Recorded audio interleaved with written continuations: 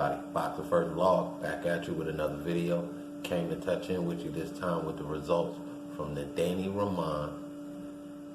Let me get this right. Give me a second. Murojan Akmadaliev. There we go. Anyway, this was a 120 bantamweight contest. 2 belts on the line, the WBA, the IBF.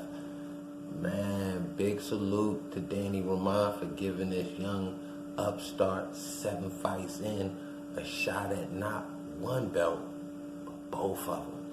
Crazy he took this dude on.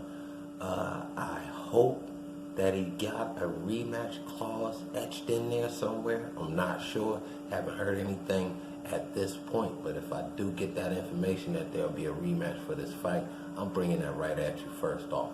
Anyway, man, back to this bout.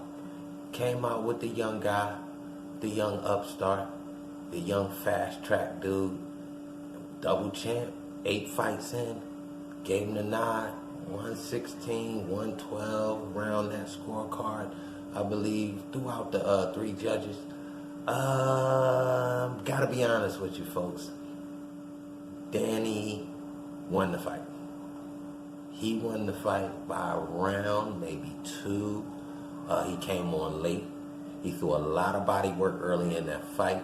It was more counter-punching to the body than to the upstairs and to the head that you would think with a guy coming forward, you're going to bang and try to get him off you by punching him in the head. Danny Roman took the vet route, decided to go downstairs, invest into the breadbasket, so to speak.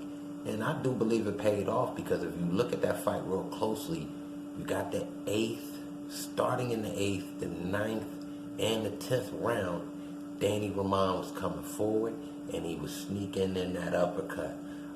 I told y'all about that about a video back or so, that there was another fight that a guy snuck in that uppercut and took advantage of it, and this was the fight. And I do believe that uppercut and getting that home late in that fight took the edge. He did take the steam from the youngster. The youngster came back on in the championship rounds, like the 12th. They kind of went toe-to-toe a little bit. But I do not believe Murojan won that fight.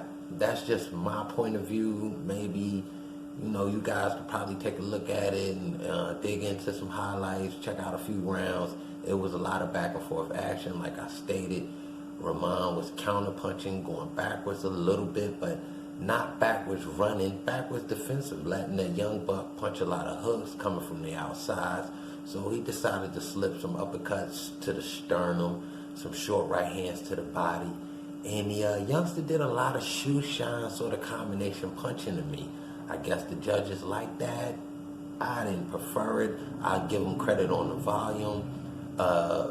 Danny Roman's punches were more accurate, seemed to be harder to me, even though they both landed some decent shots on one another. To me, like I said, I just give the edge to Danny Roman. I do hope he has a rematch clause in that contract that they signed. This fight deserves a rematch because it was such a good fight. This was probably already fight of the year to me. So far, fight of the year, hands down, Danny Roman and Murojan Akmadaliev.